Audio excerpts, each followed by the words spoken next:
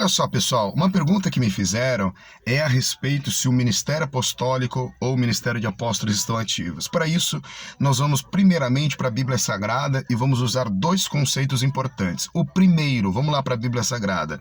Em Efésios capítulo 4, versículo 11, a Bíblia fala sobre 5 dons ministeriais, que são apóstolo, pastor, profeta, evangelista e mestre. 5 dons ministeriais. E entre esses dons ministeriais, nós temos o ministério de apóstolo, ou ministério apostólico. E a grande pergunta que me fizeram é: pastor, esse ministério de apóstolo é real? É verdadeiro? Esse ministério apostólico estão ativos?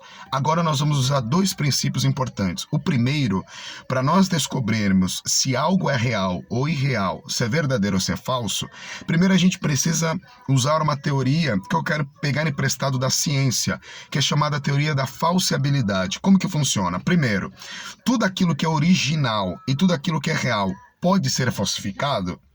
Então, vou dar um exemplo. Um relógio que existe pode ser falsificado? Pode.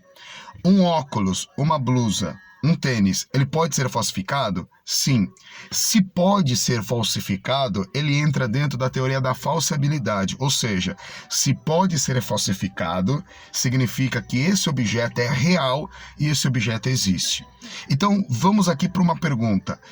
Existem dentro da Bíblia Sagrada falsos apóstolos? Existe.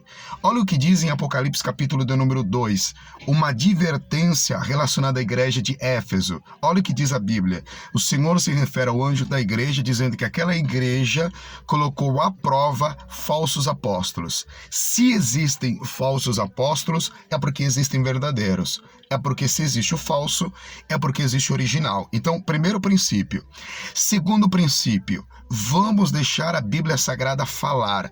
Olha o que diz em Efésios capítulo 4, no versículo de número 13. Ele mostra que esses 5 ministérios, apóstolo, pastor, evangelista, mestre e profeta, são ministérios que têm um prazo de validade. A sua atividade e esses ministérios não estão ativos até a eternidade. Pelo contrário, ele tem uma prova de validade. Então, como eu falei, vamos deixar a Bíblia falar. Olha o que diz no versículo 13. Olha o que diz o contexto a respeito dos 5 ministérios. Tem um prazo de validade. Aí diz o seguinte: até que todos cheguemos à unidade da fé. Todos já chegamos à unidade da fé? Não. Aí diz, até que todos possam conhecer ou chegar a uma estatura de varão perfeito. Todos chegamos à estatura de varão perfeito? Não. Então significa que esse prazo de validade ainda não acabou. Isso significa que todos os ministérios ainda estão ativos, inclusive o ministério apostólico.